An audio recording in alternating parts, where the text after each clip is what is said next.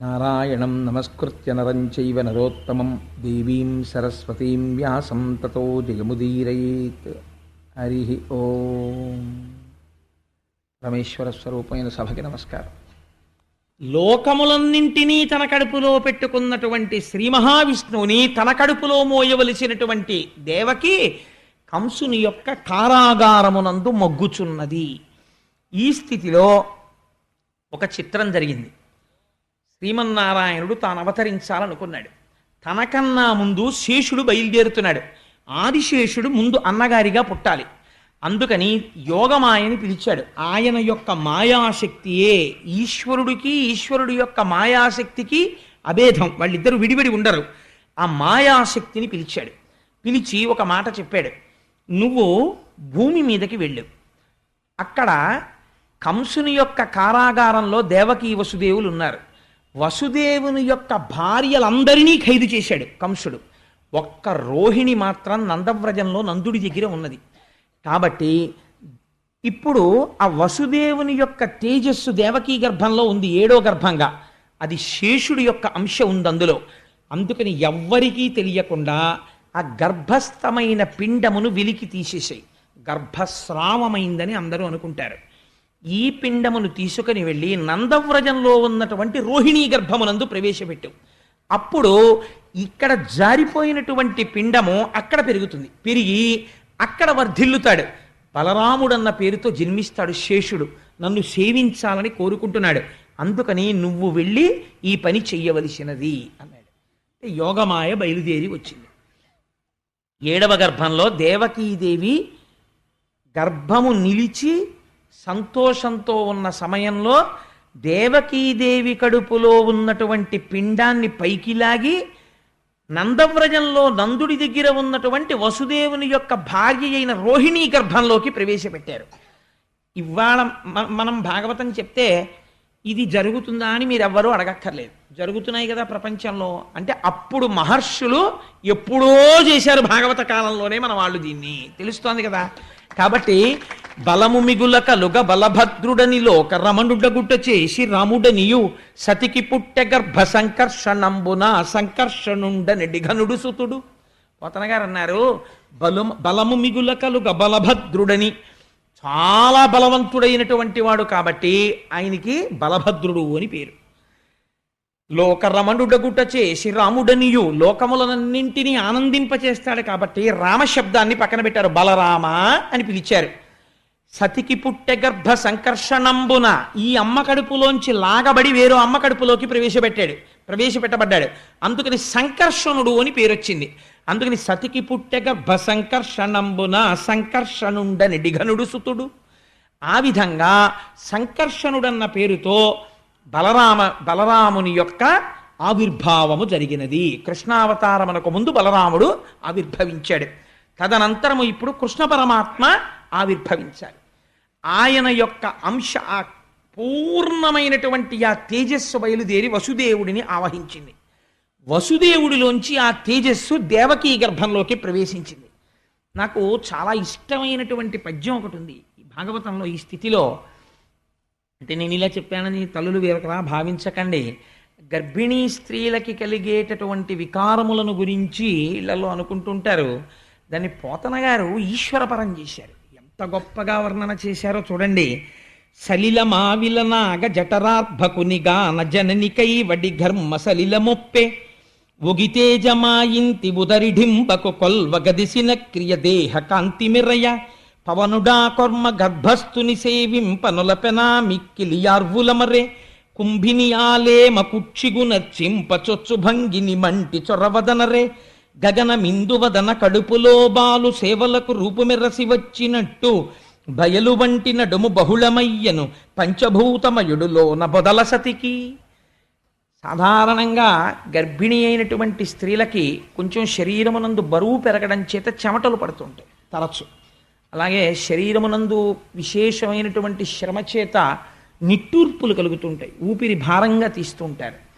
మట్టి తినే అలవాటు కొంతమందికి ఉంటుంది. మట్టి తినాలని, లేకపోతే ఏదో విచిత్రమైనటువంటి కోరికలు పుడుతుంటాయి, అది తినాలి ఇది తినాలి అని. కాబట్టి పోతన గారు అంటున్నారు, పంచభూతాలు ఉన్నాయి కదా, పృథివాపస్తేజో వాయురు ఆకాశాలు. ఇందులో నీటికి కోరిక పుట్టిందిట. ఆ కడుపులో లోకములన్నింటినీ పరిపాలించేటటువంటి పరబ్రహ్మం ఉన్నాడు.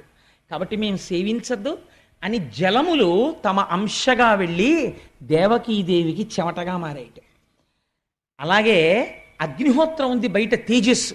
ఈ తేజస్సు మేము వెళ్ళి స్వామిని అర్చించుకోవాలని దేవకీదేవిలో ఉన్నటువంటి తేజస్సుగా మారి మరింత ప్రౌఢమైందిట. గాలి మేము ఈశ్వరుణ్ణి సేవించాలి కదా అని బాగా లోపలికి వెళ్ళి కృష్ణ పరమాత్మకి తగిలి నమస్కరించి విట్టూర్పుగా పైకొచ్చిందిట. మట్టి లోపల ఈశ్వరుడికి తగలాలన్న కోరికతో దేవకీదేవికి మట్టి తినాలన్న కోరికగా మారి ఆవిడ తింటే లోపలికి వెళ్ళి కృష్ణుణ్ణి సేవించుకుందిట. ఆకాశం పరమాత్మని సేవించుకోవాలన్న కోరిక కలిగి స్వామి శయనించినటువంటి ఈ ప్రాంతం ఉంటుందే, ఇది ఇప్పటి వరకు సన్నని నడుమున్నటువంటి దేవకికి విశాలమైన నడుమైందిట. కాబట్టి ఆకాశం పెరిగిందిట, కృష్ణుణ్ణి సేవిస్తోందిట. ఇలా గర్భిణి అయినటువంటి దేవకీదేవిని కృష్ణుడు కడుపులో ఉన్నందుకు 5 భూతములు సేవించాయన్నారు. ఈశ్వరానుగ్రహం ఎలా ఉంటుందో నిజంగా మహానుభావుడు ఒక గర్భిణీ స్త్రీ పొందేటటువంటి అవస్థని ఈశ్వరానుగ్రహంగా మార్చి దర్శనం చేయడంలో పోతనగారి స్థితిని మీరు చూడండి. ఆ దృష్టికోణం ఉన్నవాడు బ్రహ్మం కాకపోతే ఇంకేమవుతాడండి? అటువంటి పోతనగారి పద్యాలు, అటువంటి ఆంధ్రదేశంలో మనం పుట్టి పోతనగారి పద్యాలు చెప్పుకోకపోతే ఇంకా మనం నిజంగా ఆయనకి వారసులమని ఏ ముఖం పెట్టుకుని చెప్పుకుంటాం? అంతటి మహానుభావుడైన లోపల కృష్ణ పరమాత్మ పెరుగుతున్నారు. ఇక్కడ నేను మీకు ఒక చిన్న తత్వం గురించి ఒక మాట చెప్పాలి, లేకపోతే మీరు నా మీద కోప్పడతారు. రథంలో బయలుదేరినప్పుడు దేవకీ వసుదేవులు కంసుడు సారథ్యం చేసేటప్పుడు ఆయన మనస్సులో ఏమీ ఖేదభావన లేదు కదా, దేవకి ఎందు ప్రేమతో ఉన్నాడు. మరి అశరీరవాణి ఎందుకు పలికినది అంటే మీరు బాగా జాగ్రత్తగా గమనిస్తే మీకు ఈ తత్వం అర్థమైందనుకోండి, మీకు ఉపనిషత్తు అర్థమైనట్టు. ఏమవుతుంది అంటే ఈ కంసుడు ఎవరు? క్రిందటి జన్మలో కాలనేమి.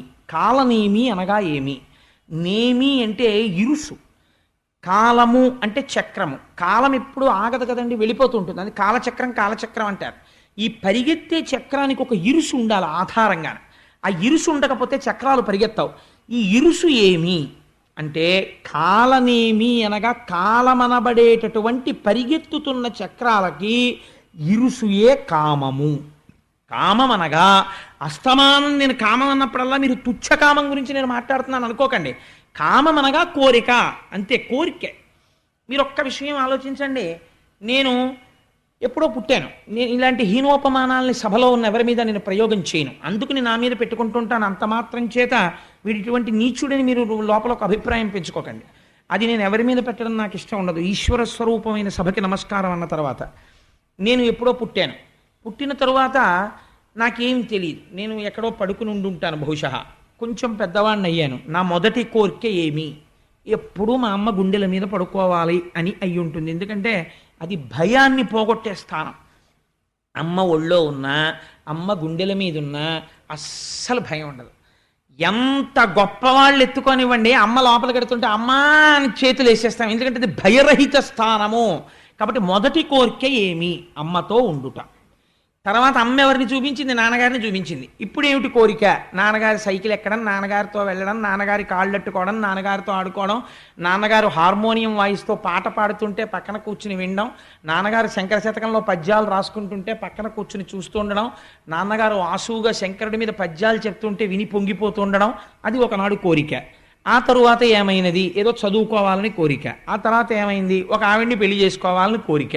తర్వాత ఏమైంది? ఓ 2 పిల్లలు పుడితే బాగుండు, అది ఓ కొడుకో కూతురు అయితే బాగుండు, పుట్టారు. ఆ తర్వాత ఏమైంది? వాళ్ళిద్దరూ బాగా యోగ్యులైతే బాగుండు. ఆ తర్వాత ఏమైంది? ఆ కొడుకు ఏదో ఇంజనీర్ అయితే బాగుండు, వాడు అవుతున్నాడు. ఆ తర్వాత ఏమవుతుంది? వాడికి ఒక మంచి కంపెనీలో ఉద్యోగం వస్తే బాగుండు, వస్తుంది. వాడికి నెలకి నేను గంట సేపు లెక్క పెట్టేంత డబ్బు జీతంగా వస్తే బాగుండు, వస్తుంది. నా కూతురుకు ఒక మంచి సంబంధం వస్తే బాగుండు, దాన్ని కడుపులో పెట్టుకునే అత్తారు వస్తే బాగుండు, వచ్చారు. పెళ్ళయింది, దాని కడుపున మంచి పిల్లలు పుట్టారు, వాడికి పిల్లలు పుట్టారు. అయితే నేనేమవుతున్నాను? మీరు ఒక్కసారి ఆలోచించండి. ఈ కోర్కెల రూపంలో నా జీవిత కాలము వెళ్ళిపోతోంది కదా. ఈ కోరికలు కనపడుతున్నాయి. ఇప్పుడు వాట్ ఈజ్ యువర్ అచీవ్మెంట్ అని ఎవరైనా అడిగారు అనుకోండి, ఏమి సాధించారు మీరు, ఇలా చెయ్యేసుకు చెప్పండి నాకు అన్నారు అనుకోండి. పుట్టానండి, పెరిగానండి, ఒక ఆవిడ్ని పెళ్ళాడానండి, 2 పిల్లల్ని కన్నానండి, వాళ్ళు చదువుకుంటున్నారండి, ఏదో ఇప్పటికి ఇన్ని లక్షలు సంపాదించానండి ఎఫ్సీలో పనిచేసి, అందులో ఇంత తినేశానండి కడుపుకి, ఏదో ఇంత బ్యాంకులో వేశాను, ఓ ఇల్లు కట్టాను, ఈ మధ్య అపార్ట్మెంట్లో ఫ్లాట్ కొనుక్కుని గృహప్రవేశం చేశాను, ఇంతకు మించి ఇన్ టర్మ్స్ ఆఫ్ డిజైర్స్ మీకున్న కోరికలు తీరితే సుఖములుగా, తీరని కోరికలైతే దుఃఖములుగా. ఏదో నేను డాక్టర్ అవుదాం అనుకున్నానండి, అవలేకపోయాను, అందుకు ఏడుస్తుంటాను అప్పుడప్పుడు, అసలు ఆ కోరికుంటే, నేను ఉదాహరణకి చెప్తున్నాను అంతే. కాబట్టి ఇప్పుడు ఏమైంది, జీవితం అనగా తీరిన కోరికల వలన కలిగినటువంటి సుఖము ప్లస్ తీరని కోరికల వలన కలిగిన దుఃఖము ఈజ్ ఈక్వల్ టు ఇన్ని సంవత్సరముల నీ జీవితము కదా. కాబట్టి కామమే ఇరుసు, కాలమే పరువు. అయిపోయింది, పడిపోయింది శరీరం, ఏం చేశావు అని ఒకడు అడుగుతాడు. తర్వాత వాడికి జవాబుదారి, వాడు అడుగుతాడు, నీకు ఇచ్చా మనుష్య శరీరం, నీకేదో 80 సంవత్సరాలు ఆయుర్దాయం ఇచ్చా, రోజు పూజ గదిలో 8 నిమిషాలు కూర్చునేవాడివి, 8 నిమిషాల్లో 7 నిమిషాలు మళ్ళీ ఆఫీసులోనో ఫ్రెండ్స్ దగ్గర తిరిగేవాడివి మనస్సుతో, 1 నిమిషమే నా దగ్గర ఉండేవాడివి. కాబట్టి 80 సంవత్సరాల జీవితంలో నువ్వు ఊళ్ళెళ్ళి అక్కడికెళ్ళి ఇక్కడికెళ్ళి ఎగ్గొట్టేసిన పూజలు తీసేస్తే నువ్వు 80 ఏళ్ల జీవితంలో నిక్కచ్చిగా చేసిన పూజ 40 నిమిషాలు. నీకు ఎందుకు ఇవ్వాలరా మళ్ళీ మనుష్య జన్మ అంటే ఏం చెప్పని జవాబు. కాబట్టి ఏమైంది అంటే కాలము కోర్కె రూపములో పోయినది. కాబట్టి ఆ నేమి ఇరుసు కామమే కంసుడు. ఇప్పుడు ఎలా వచ్చాడు, కంసుడిగా వచ్చాడు. ఇప్పుడు ఏం చేస్తాడు, అదే అలవాటు ఆయనకి. లోపల ఉన్నవాడెవరు, దేవకీ వసుదేవులు ఉన్నారు ఇక్కడ. ఎవరా దేవకీ వసుదేవులు? వసుహు కూర్చున్నాడు, దేవుడు ఇక్కడే ఉన్నాడు. నీవారస్సూక వత్తన్వి పీతాభాస్వత్యనూపమా. ఇవాళ మా ఆఫీసులో మా స్నేహితుడు అన్నాడు, ఏమిటా బాబు ఏం చెప్పినా మళ్ళీ ఆఖరణ ఒకసారి ఇలా ఇక్కడే ఉందంటావు, నీతో ఇదో గొడవ అన్నాడు. అలాగా ఇక్కడే వసుదేవుడు కూర్చుని ఉన్నాడు. కూర్చుంటే ఆయన భార్య దేవకి. దేవకి అంటే దివ్, దివ్ అంటే ప్రకాశము. ఆ ప్రకాశము కాంతి కొడుతోంది అన్ని ఇంద్రియాలకి, జ్ఞానము అది తెలుసుకుంటోంది. ఇక్కడే ఉన్న ఆత్మ తెలుసుకోవడము ప్రకాశించడమే దేవకీ వసుదేవులు ఉన్నది. ఇది ఇది ఉంటే నడుపుతున్నవాణ్ణి నేనని వాడు నడుపుతున్నాడు. కోరిక నడుపుతోంది కంసుడు. మనస్సు కామముగా కోరికగా రథాన్ని తిప్పుతోంది. ఈ రథాన్ని, ఈ రథంలో ఉండి ఇది తెలుసుకోవట్లేదు, ఈ రథం కోరికల కోసం తిరుగుతోంది. తిరుగుతుంటే అశరీరవాణి చెప్పింది. ఎవరి అశరీరవాణి? వేదం చెప్పింది. ఏమని చెప్పింది వేదం? నువ్వు అష్టాంగ యోగంలో 8వ మెట్టుకు చేరిన సమాధి స్థితి యందు నీ స్వస్వరూపము నీకు భాషిస్తుంది. ఇక్కడ ఉన్న ఆత్మ నీకు దర్శనమవుతుంది. అప్పుడు నీ రూపం అది, నువ్వు ఆత్మ. ఇప్పుడు నీకు ఈ ఆత్మ తెలియగానే లంపటం అంతా ఎగిరిపోతుంది. ఈ కంసుడు ఉండడు. అందుకని 8వ గర్భానికి కంసుడు చచ్చిపోతాడని చెప్పింది. వాడు ఉలిక్కి పడ్డాడు. ఈశ్వరుడు మరుగవాలి, తాను ఉండాలనుకుంటాడు. భగవంతుడి వైపుకి నడవనివ్వదు కోరిక. కాబట్టి ఏం చేస్తాడు, శివరాత్రి నాడు ఉదయం 8 అయ్యేటప్పటికి ఇక్కడ చక్కగా గోపూజ చేసుకుని, లోపల మనం అందరం అభిషేకం చేసుకుని, కుంకుమార్చన చేసుకుని, 12 గంటలకి ఇక్కడే పలహారం చేసి ఇంటికి వెళ్ళిపోయి మళ్ళీ సాయంకాలం 6ంటికి వచ్చి 12 వరకు పూజ చేసుకుందామండి అన్నాం అనుకోండి. అబ్బాయి ఎందుకండి బాబు, ఏదో శివరాత్రి ఆదివారం నాడు కలిసి వచ్చింది, ఇంట్లో శివ అనుకుంటే చాలదు ఏంటండి అంటాడు. మిగిలిన టైం ఏం చేస్తావు? టీవీ చూడాలి. అందుకు ఇదంతా 3 మాటలు శివ దేనికోసం అంటే మిగిలింది టీవీ చూడడం కోసం. కాబట్టి ఏమైంది, కంసుడు నడుపుతుంటాడు. దేవకీ వసుదేవుల్ని గుప్తం చేస్తాడు. వాళ్ళు ఉండడం ఇష్టం ఉండదు, చంపేస్తానంటుంటాడు. ఈ రహస్యం తెలియకూడదు, తెలియనివ్వకో, చంపేస్తాను 8వ గర్భం. నువ్వు అష్టాంగ సిద్ధి సమాధి స్థితి వైపుకి నడవడానికి వీల్లేదు, భగ్నం చేస్తాడు ధ్యానాన్ని. అందుకుని చంపుతానంటుంటాడు. ఇదే అశరీరావాణి పలకడం, కంసుని రథాన్ని నడపడం అంటే. కాబట్టి ఇప్పుడు ఏమైంది, అయితే అటువైపుకి వెళ్ళేవాడు వెళ్లకుండా మాంతాడా? ఎన్ని చట్టాలు బిగించినా వెళ్ళిపోతాడు. కాబట్టి ఏమైంది, దేవకీదేవిని కారాగారమునందు ఉంచాడు. ఇప్పుడు బాహ్యంలోనికి రండి. కృష్ణ పరమాత్మ లోపల పెరుగుతున్నారు. దేవకీదేవి ఖైదులో ఉంది. ఈ ఖైదులో ఉన్నటువంటి దేవకీదేవి గర్భంలో కృష్ణుడు ఉన్నాడు. ఇప్పుడు ఈ గర్భంలోకి ఎవరొచ్చి నిలబడ్డారో తెలుసా అండి? 33 కోట్ల మంది దేవతలు చతుర్ముఖ బ్రహ్మగారితో వచ్చారు. వచ్చి దేవకీదేవి కడుపులోకి వెళ్ళి నించున్నారు. ఇది గర్భశుద్ధి అంటే. ఏమి గర్భమా గర్భం, ఏమి అదృష్టమా తల్లిది, ఈ అదృష్టం ఎందుకు పొందిందో ఎదరవిందురు గాని. కాబట్టి ఇప్పుడు ఏం చేశారు, వాళ్ళందరూ స్తోత్రం చేస్తున్నారు. ఈశ్వర నీవు సత్యము, మొదటి మాట చెప్పారు. సత్యం అంటే మారనిది, ఎప్పుడూ ఉండునది. మరి వాళ్ళు కడుపులోకి ఎందుకు వెళ్ళావు? ఇది నీ లీల. నువ్వు కోరుకుంటే అలా కనపడుతుంటావు, ఓ తల్లి కడుపున పుట్టినట్టుంటావు. కానీ యథార్థమునకు మార్పు లేని వాడివి, మార్పు ఉన్నవాడిగా కనపడుతున్నావు. మాకో మార్పులున్నాయి చేసిన కర్మ వల్ల. నీవు మార్పు లేని వాడివి, సత్యమైన వాడివి. మేము నిత్యులము కావాలంటే ఎప్పుడూ ఉండని వాళ్ళమని మాకు భయం. అమ్మో ఉంటామా ఊడిపోతామా, ఉంటామా ఊడిపోతామా అంటుంటాడు అస్తమానమును. అందుకని ఏమిటి భయం? ఉండమని కాదు, ఈ ఆత్మ నేను ఎక్కడికెడతాను, ఎప్పుడూ ఉంటాను అనే స్థితి రావాలంటే, స్వస్వరూపము భాషించాలంటే నీ అనుగ్రహం ఉండాలి. అలా రాకుండా నువ్వేం చేసావో తెలుసా? ఓ పెద్ద చెట్టు పాతావు. ఆ చెట్టు ఏమిటో తెలుసా? సంసార వృక్షము. ఈ సంసార వృక్షమునకు నీవే ఆలంబనము. నీవు ఉండబట్టి ఈ సంసార వృక్షం ఉంది, నువ్వు లేకపోతే వృక్షం ఎక్కడుంది? దీనికి 2 ఫలములు, సుఖము దుఃఖము. దీనికి 3 రసములు, సత్వ రజస్తమో గుణములు. 4 వేర్లు, ధర్మార్థ కామ మోక్షములు. దీనికి 5 రకములైనటువంటి విధానములు, శబ్ద స్పర్శ రస రూప గంధములు. దీనికి 6 ఊడలు. ఆ 6 ఊడలే కామ క్రోధ లోభ మద మోహ మాత్సర్యములు. 7 రకములైన పొరలు, చర్మము రక్తము మాంసము కొవ్వు అస్థి శుక్ల మేధ. దీనికి 8 కొమ్మలు ఈ చెట్టుకి. ఇవే 2 చేతులు, 2 కాళ్ళు, 4, 5 నోరు, 6 కంఠము, 7 హృదయము, 8 ఉదరము. ఈ 8 కలిపి 8 కొమ్మలు. ఈ చెట్టుకి 9 తొర్రలు, 2 కళ్ళు, 2 ముక్కులు, 2 చెవులు, 6 నోరు 7 మలద్వారం 8 మూత్రద్వారము 9 తొర్రలున్న చెట్టు. నీ ఆజ్ఞ అయ్యే వరకు ఇందులో 10 వాయువులు, ప్రాణ అపాన వ్యాన ఉదాన సమాన నాగ కూర్మ కృకర ధనంజయ దేవదత్తములు. ఈశ్వర ఇది నువ్వు సృష్టించిన చెట్టు. దీని యందు లంపటమునందు పడున్నారు ప్రపంచంలో ఉన్న మనుష్యులందరూ. దీని మీద 2 పిట్టలున్నాయి. ఒక పిట్ట ఎప్పుడూ ఏమీ తినకుండా సంతోషంగా ఉంటుంది, ఓ పిట్ట ఎప్పుడూ తిని ఏడుస్తుంటుంది. ఏమిటా పిట్ట అంటే, ఒకటి ఆత్మ. ఆత్మయే జీవుడన్నవాడే ఆత్మ. కానీ అందులోంచి ప్రతిబింబంలా బయటికి వచ్చి నేను జీవుడనని తిని ఏడుస్తూ ఉంటాడు, తినక సంతోషంగా ఉంటాడు పరమాత్మ. ఆయన ఎప్పుడూ ఆనందమే. ఆ పరమాత్మ సాక్షిగా ఉంటాడు, తెలుసుకుంటూ ఉంటాడు. ఇది అసలు స్వరూపం. నీవు అనేక శరీరములను తీసుకున్నావు. ఏ శరీరము తీసుకుని నువ్వొచ్చినది మాత్రము లోకమును రక్షించడానికే వచ్చావు. అటువంటి మహానుభావుడివి నువ్వు అని వాళ్ళు అన్నారు. ఒక చిత్రమైనటువంటి మాట అన్నారు. మహానుభావా, అయితే ఈ విషయాన్ని అందరూ తెలుసుకోలేరు. ఒక ఈశ్వరుడే లోక కళ్యాణం చెయ్యడానికి ఒకసారి తెల్లగా, ఒకసారి ఎర్రగా, ఒకసారి నల్లగా, ఒకసారి పావులు మెళ్ళో వేసుకొని, ఓసారి 4 ముఖాలతో, ఒకసారి శేషతల్పం మీద పడుకొని ఉంటాడని జ్ఞాపకం ఉండదు. ఎందుకు ఉండదో తెలుసా అంటే, మాయచేత ఎరుకమాలిన వారలు బహువిధంబుల నిన్ను పేరుకొండ్రు, ఎరుక కలిగిన వారు ఏకచిత్తంబున వివిధ మూర్తులుయును నీవేయండ్రు.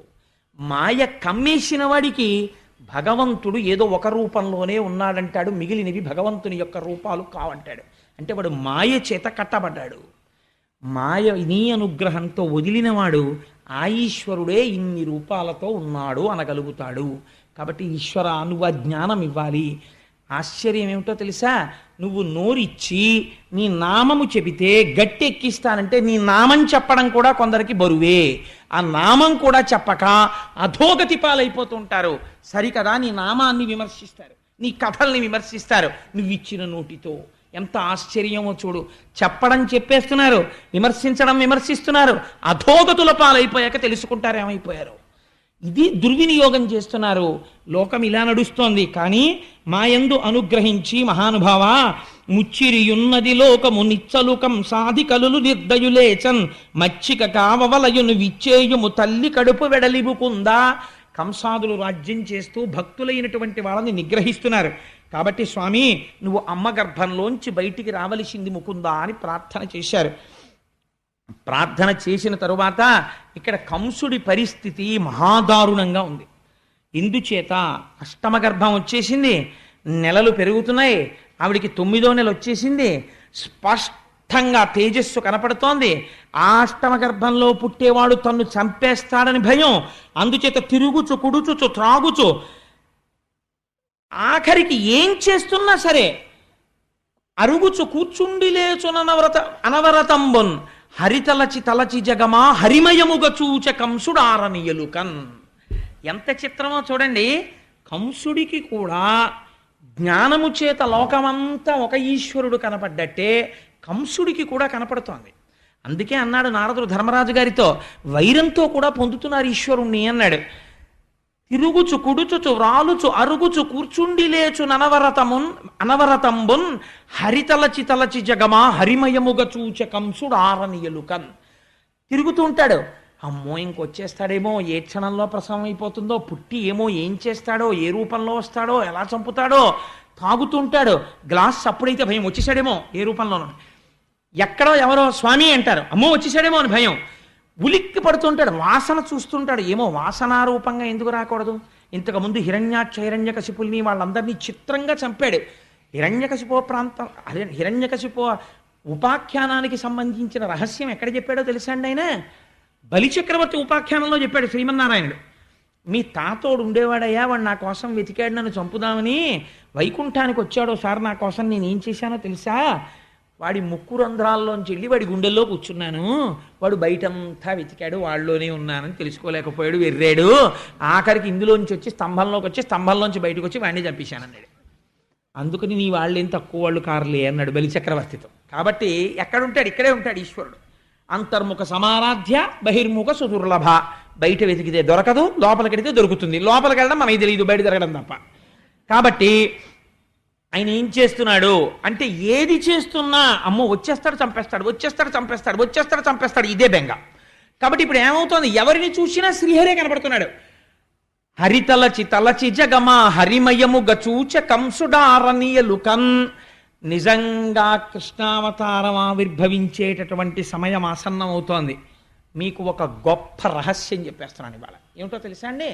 శ్రావణ మాసంలో అర్ధరాత్రి 12 గంటలకి ఆకాశం మబ్బులు పట్టి వర్షం పడుతుంటే శ్రీకృష్ణ భగవానుడి యొక్క ఆవిర్భావం. మళ్ళీ అక్కడి నుంచి 6 నెలలు లెక్కెట్టండి. భాద్రపదము, ఆశ్వీజము, కార్తీకము, మార్గశీర్షము, పుష్యము, మాఘము. మాఘమాసంలో మళ్ళీ మహాశివరాత్రి నాడు అర్ధరాత్రి 12 గంటలకి లింగోద్భవం. ఏమిటి చిత్రం? 6 నెలలు కరచరణాదులున్నవాడి పూజ చేస్తే ఆకారము ఉన్నదా ఆకారము లేదా అన్న లింగస్వరూపము జ్యోతిర్లింగమై భాషిస్తుంది. అలా ఎలా వస్తుందో రేపు మహాశివరాత్రి నాటి సాయంకాలం ఉపన్యాసంలో చెప్తా. మహాశివరాత్రి నాడు లింగోద్భవం అంటే ఏమిటో అర్ధరాత్రి 12 గంటలకి ఖచ్చితంగా 6 నెలలకి లింగోద్భవం. ఎక్కడ శివకేశవ భేదాలు ఉన్నాయండి? ఎంత ఆశ్చర్యంగా ఉంటుంది మనుష్యుణ్ణి ఉద్ధరించడానికి ఈశ్వరుడి యొక్క తత్వం. కాబట్టి ఇప్పుడు ఆకాశం అంతా మబ్బులు పట్టుంది. ఈయన ఏ నిమిషానికి ఆ నిమిషమే భయం. ఒకరోజు అనుకున్నట్ట ఇంకా సుఖం లేదు, చంపేస్తాను, అసలు గొడవ వదిలిపోతుంది, నేను ఈ టెన్షన్ పడలేకపోతున్నాను, వీడు ఎప్పుడు పుట్టేస్తాడో, చంపేస్తాను దేవకీదేవిని అనుకున్నాడు. వెళ్ళాడు. లోపల ఉన్నవాడు ఎవరండి? మహామాయా మానుష రూపుడు. ఆ చెల్లెల్ని చూస్తే జాలేసిందిట. ఇంత పరాక్రమవంతుడిని, ఆడపిల్లని చంపనా, గర్భిణిని, ఇంకెందుకు, ఎలాగో పుడతాడు కదా, పుట్టిన తర్వాత చంపేస్తాను అని వెనక్కి వచ్చేసాడు. వెనక్కి వచ్చాడు కానీ నిద్ర పట్టట్లేదు. ఆ రోజే నిద్ర పట్టింది వాడి కర్మ. గాఢ నిద్రలో ఉన్నాడు. భటుల్ని పెట్టాడు, తలుపులు దగ్గరకేశాడు, వాటికి ఇనప గొలుసులేశాడు, వాటిలో మేకులు దింపాడు, తాళాలు వేశాడు, చెవులు బొడ్డులో పెట్టుకున్నాడు. బిడ్డడు ఏడ్చిన తర్వాత ఒక హుకుం జారీ చేశాడు. వేసిన తాళాలకి సీల్స్ వేస్తుంటాం ఇప్పుడు, అలా రాజముద్రలు సరిగ్గా ఉన్నాయో లేచొచ్చి చెప్పమని చెప్పాడు తాళాలకి. ఇంకా దారుణం ఏమిటో తెలుసా అండి? వసుదేవుడు ఏమైనా చేస్తాడేమో అని అనుమానంతో వసుదేవుడి కాళ్ళకి చేతులకి ఇనప సంకెళ్ళు వేశాడు, వేసి కూర్చోపెట్టాడు ఆ కారాగారంలో. ఎంత దారుణం అంటే, ఆనాడు దేవకీ ప్రసవ సమయమునందు సహాయం చేసిన వారు లేరు, అంత బాధపడింది ఆ తల్లి. అటువంటి స్థితిలో అర్ధరాత్రి 12 గంటల వేళ జలధరదేహునాజాను చతుర్బాహు సరసీరుహక్షు విశాలవక్షు జారు గదా శంఖచక్ర పద్మ విలాసు కంఠ కౌస్తుభమణి కంతిభాను కమనీయ కటిసూత్ర కంకణ కేయూర శ్రీవత్సలాంచనంచిత విహారు మరుకుండల ప్రభాయుత కుంతలలలాటు వైఢూర్య మణిగణవర కిరీటు బాలు పూర్ణేందు రుచిజాలు భక్త లోకపాలు సుగుణాలవాలు కృపావిశాలు చూచి తిలకించి పులకించి చొజ్జమంది ఉబ్బి చెలరేగి వసుదేవుడు ఉత్సహించే. మహానుభావుడు శ్రీమన్నారాయణుడు ఆవిర్భవించాడు. పసిపిల్లవాడి రూపంలో ఒక్కసారి ధ్యానం చేసి నమస్కరించుకోండి. మా గోపాలకృష్ణ గారికి అంత సంతోషం.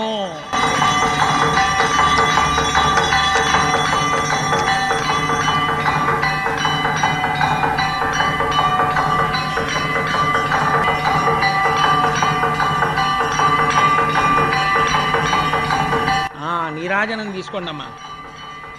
కృష్ణ జననం వినడం అంటే దశమస్కంధాంతర్గతంగా ఎంత అదృష్టం ఇంక ఇవాళ నుంచి. అందుకని జలధరదేహు నాజాను చతుర్బాహు సరసీరుహక్షు విశాలవక్షు. పోతన గారికి సీసం అలా పడింది ఆ పద్యం.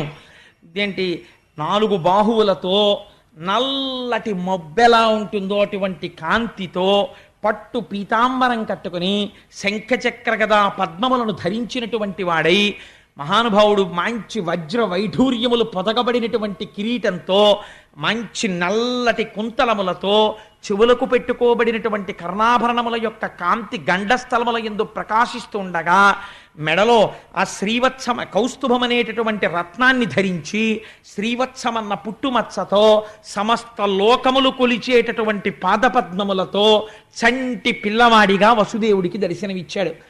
అటువంటి పిల్లవాణ్ణి చూసి నిజంగా వసుదేవుడు సంకెళ్లలో ఉన్నాడు.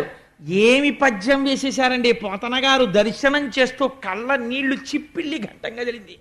జలధరదేహు నాజాను చతుర్బాహు సరసీరుహక్షు విశాలవక్షు జారు గదా శంఖచక్ర పద్మ విలాసు కంఠ కౌస్తుభమణి కంతిభాను కమనీయ కటిసూత్ర కంకణ కేయూర శ్రీవత్సలాంచనంచిత విహారు మరుకుండల ప్రభాయుత కుంతలలలాటు వైఢూర్య మణిగణ వరకిరీటు బాలు పూర్ణేందు రుచిజాలు భక్త లోకపాలు సుగుణాలవాలు కృపావిశాలు చూచి తిలకించి పులకించి చోద్యమంది ఉబ్బి చెలరేగి వసుదేవుడు ఉత్సహించే.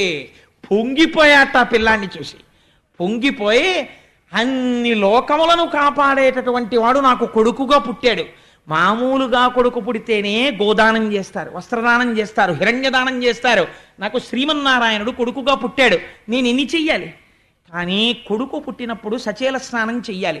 నేను స్నానం చెయ్యడానికి కూడా లేదని స్నానము చేయక రామిని ఆనందరసాబ్ధిమగ్నుండై ధేనువులను 10,000 విప్రులకును మానసికముగా ధారవోసమరి ఇచ్చుటకొన్. వెంటనే ఆ కృష్ణ దర్శనంతో కృష్ అంటే నిరతిశయ ఆనంద రూపుడు. ఆ ఆనందంలో తాను స్నానం చేసేసట. స్నానం చేసేసి ఒక్కసారి నీళ్లు ముట్టుకున్నట్ట. మానసికంగా 10,000 మంది బ్రాహ్మణులకు 10,000 గోవుల్ని దానం చేశాట. నేను కారాగారం నుంచి బయటికి వచ్చిన తరువాత నా మొక్కు తీర్చుకుంటాను అనుకున్నట్ట. అని స్వామిని చూసి ఒక చిత్రమైనటువంటి మాట ఒకటి అంటాడు. ఆ పిల్లవాడిని చూసన్నాడు, ఏ నిన్ను అఖిల దర్శను జ్ఞానానంద స్వరూపు సంతు నపరాధీను ని మాయా దూరుని శూనినిగా కంటి ఇట్టి చొజ్జము కలదే. ఎన్ని బ్రహ్మాండములున్నాయని మనం ఊహించగలమో అన్ని బ్రహ్మాండములలో నిండి నిబిడీకృతమై మాయకి దూరముగా ఉండగలిగి అందరినీ సాధు పురుషుల్ని కాపాడగలిగినటువంటి ఓ దేవదేవోత్తమా, నీవు నా తేజస్సుగా మారి నా భార్య యందు ప్రవేశించి నాకు కొడుకుగా పుట్టి శ్రీమన్నారాయణుడికి వసుదేవుడికి తండ్రి అన్న కీర్తిని నాకు ఇచ్చావా? ఏం ఆశ్చర్యం తండ్రి అని నమస్కరించాడు.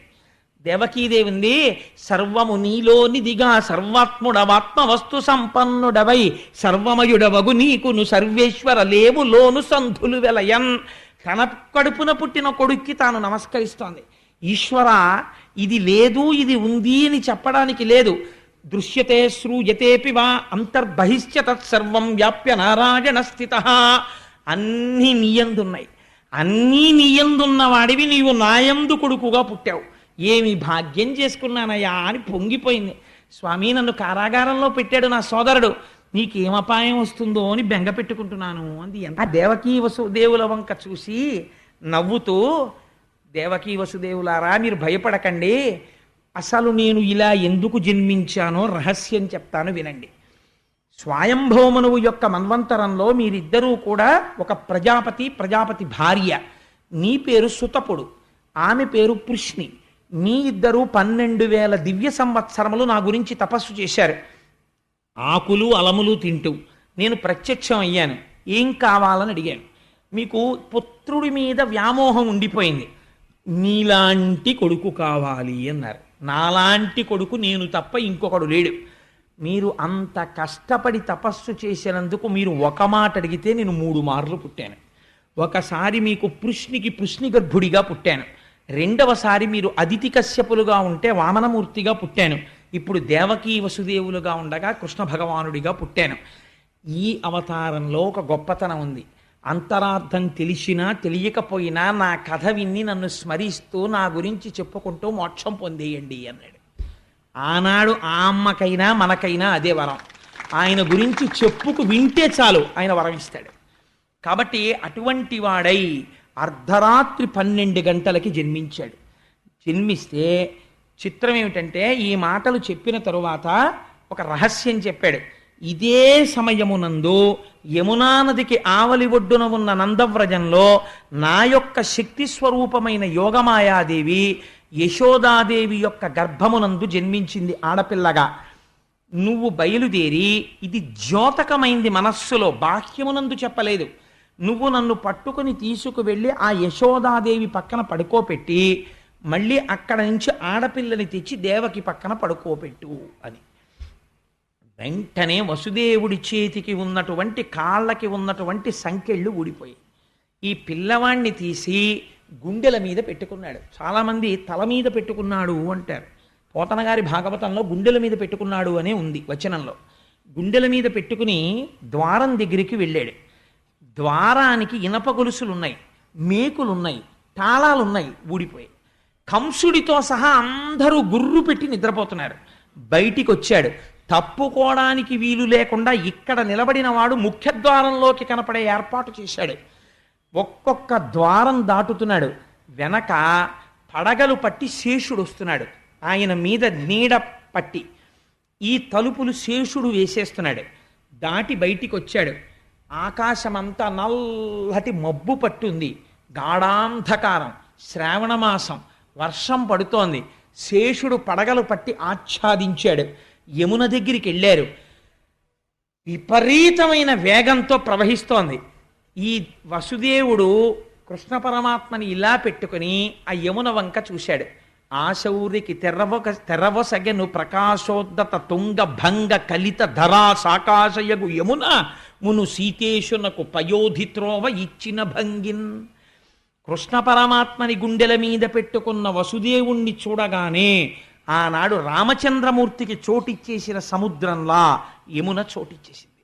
అందులోంచి వసుదేవుడు వెళ్ళిపోయాడు. ఇదే అక్కడికి వెళ్ళి కృష్ణ పరమాత్మని పడుకోబెట్టాడు. అక్కడ ఆడపిల్ల పుట్టిన ఎవ్వరికీ తెలియదు, అందరూ గాఢ నిద్రలో ఉన్నారు. ఈ పిల్లవాడిని అక్కడ పడుకోబెట్టాడు. కుయ్యి అనలేదు, కయ్యి అనలేదు. ఆ పిల్లని ఎత్తుకున్నాడు, చక్కగా పట్టుకున్నాడు. మళ్ళీ తిరిగి వచ్చాడు. మళ్ళీ యమున దారి ఇచ్చేసింది. మళ్ళీ యమున దాటి ఈవలి ఒడ్డుకు వచ్చాడు. వచ్చి అంతఃపురంలోకి ప్రవేశించాడు. ఒక్కొక్క తలుపు తెరుచుకుంది. లోపలికి వెళ్ళాడు. ద్వారాలు వేసుకున్నాయి. ఇనప సంకెళ్ళు పడిపోయాయి, మేకులు పడిపోయాయి, తాళాలు పడిపోయాయి. వసుదేవుడు వెళ్ళి ఆడపిల్లని ఆ దేవకీదేవి పక్కన కూర్చోపెట్టాడు. తను వచ్చి ఇలా కూర్చున్నాడు. ఇన్ని మూసుకున్నాయి, సంకెళ్ళు మాత్రం తగులుకోలేదు, అలాగే ఉండిపోయాయి. అన్ని మూసుకున్నాయి, సంకెళ్ళు తగులుకోకుండా అలాగే ఉన్నాయి. ఇప్పుడు వసుదేవుడు చూశాడు. ఒక నవ్వు నవ్వి, పదముల సంఖ్యలని డుకొని మదితలచు సూరసుతుడు ముందరివోలెన్ గుదురుకల రీతి దేహము కదలించుచు నూరకుండె గురువరతంబున్. ఉపనిషత్ రహస్యం చెప్పేశారు. ఇక్కడ ఏమైంది అంటే, కృష్ణ పరమాత్మని ఇక్కడ ధరించాడు అంటే లోపల ఉన్న ఆత్మస్వరూపాన్ని తెలుసుకున్నాడు ఇప్పుడు వసుదేవుడు. తెలుసుకోగానే భిజ్యతే హృదయ గ్రంథి చింద్యంతే సర్వసంశయా క్షీయంతే చాస్య కర్మాణి తస్మిన్ దృష్టే పరావరే. ఆ హృదయ గ్రంథి విడిపోయింది, ఆ గొలుసులు ఊడిపోయాయి, ఇప్పటి వరకు ఉన్న కర్మబంధములు తెగిపోయాయి, సంశయాలు తొలగిపోయాయి. బయటికెడుతుంటే అవివేకమన్న మబ్బులు, అజ్ఞానమన్న చీకటి పట్టి ఉంది. ఆధ్యాత్మిక ఆదిభౌతిక ఆదిదైవికములనేటటువంటి వర్షములు పడుతున్నాయి. పరమభక్తుడైన వాడికి ఇవి ఇబ్బంది పెట్టవు. అందుకని శేషుడు పడగబట్టాడు. జ్ఞానము కలగడానికి ముందు విశేషమైన భక్తి కలుగుతుంది. రమణ మహర్షికి ఆత్మతత్వం తెలియడానికి ముందు పెరియ పురాణం చదివి అపారమైన భక్తి అరుణాచలం మీద కలిగినట్టు. ఇప్పుడు బయలుదేరాడు. యమున దారిచ్చింది. యమున దారివ్వడం అంటే ఏమిటో తెలుసా అండి? సూర్యుడికి ఒక కొడుకు, ఒక కూతురు. కొడుకు యముడు, కూతురు యమున. ఇద్దరూ ఆగరు. యమున కాలస్వరూపం, ప్రవహించి వెళ్ళిపోతుంది, వెనక్కి రాదు. కాలం వెళ్ళిపోతుంది, ఎవరి కోసం ఆగదు. నేను భాగవతం వినలేనంటే అదేం ఆగదు, వెళ్ళిపోతుంది, వెనక్కి రాదు. వెళ్ళిపోతున్న కాలంలో ఎవడెప్పుడు పడిపోవాలో యముడికి తెలుసు, ఆయన తీసేస్తాడు. ఆయన ఆగడు, కాలస్వరూపంలో సూర్యుడు వెళ్ళిపోతుంటాడు. అందుకే సూర్య కుటుంబం అంతా అలాగే ఉంటుంది. ఇట్లాంటి యమధర్మరాజు కాలము దారిచ్చాయి. అంటే కాలమునకు వశుడు కాడు, అంటే మృత్యువు లేదు. అందుకే రమణ మహర్షి దగ్గరికి వెళ్ళి, భగవాన్ మీరు చచ్చిపోతారని మాకు భయంగా ఉంది అంటే ఆయన నవ్వి, నాకు చావెక్కడుంది, నేను ఎప్పుడూ ఉండేవాణ్ణి, మీరు వెళ్ళిపోతారేమో అనేవారు. మీరు వెళ్ళిపోతారేమో అంటే నేను వెళ్ళడానికి చోటు ఎక్కడుంది, నేను అంతటా పరివ్యాప్తము చెందిన ఆత్మస్వరూపుడను అనేవారు ఆయన. ఈ ఆత్మస్థితి పొందిన వాడికి శరీరము పడిపోవడం గురించి బెంగ ఉండదు. ఇది పంచభూతాలు వెళ్ళిపోతాయి, ఆత్మ ఇలాగే ఉంటుంది నమ్మారు. ఆత్మగా ఉండిపోయారు. ఆత్మగా అరుణాచలమునంద జ్యోతి రూపముగా. అదే ఇందాక చెప్పినటువంటి దేవకీ వసుదేవులు అరుణాచలం కొండలో కలిసిపోయారు. కానీ దేహము పడిపోయేంత వరకు జ్ఞాని రోగము దీనికి వస్తే సాక్షిగా ఉంటాడు. మనం రోగం వస్తే దాంతో తాదాత్మ్యత చెందుతాం. దాన్ని కూడా సాక్షిగా గమనిస్తాడు, ఆ రోగాన్ని కూడా సాక్షిగా ఉంటాడు, తనంత తాను శరీరం పడిపోయే వరకు. కాబట్టి ఇప్పుడు ఆయన ఉన్నాడా లేడా? అందరిలాగే ఆయన తిరుగుతారు, అందరిలాగే ఆయన ఓ కర్రట్టుకుంటారు, ఓ గోచి పెట్టుకుంటారు, తిరుగుతూ ఉంటారు. ఆయన ఉన్నట్టా లేనట్టా అంటే ప్రారంధమైపోయేంత వరకు ఈ శరీరం వచ్చేసింది కాబట్టి అది పడిపోయే వరకు శరీరం ఉంటుంది. కాబట్టి తగిలించుకున్న బంధనాలు ఇవి ఆ ఉండడం. అంతేకాని అవి తగులుకున్న బంధనాలు కావు. తగులుకున్న బంధనాలు మనకి రాజు విడిపించుకోవడం. తగిలించుకున్న బంధనాలు జ్ఞానివి. అందుకని ఆయన తగిలించుకుని పూర్వం ఎలా ఉన్నాడో అలాగే ఉన్నట్టున్నాడు. ఎవ్వరికీ తెలియదు. అతను ఒకసారి గుండెల మీద పెట్టుకుని యమునని దాటి వెనక్కొచ్చాడు. అందుకే ఆడపిల్ల నొదలమని వసుదేవుడు ఏడవడు, దేవకి ఏడుస్తుంది. కాబట్టి ఇంకా మోహం ఎవరిని పట్టింది అంటే విష్ణుమాయ దేవకి యందు ఉన్నది. తల్లి కాబట్టి ఉండాలి, లేకపోతే కంసుడికి అనుమానం వస్తుంది.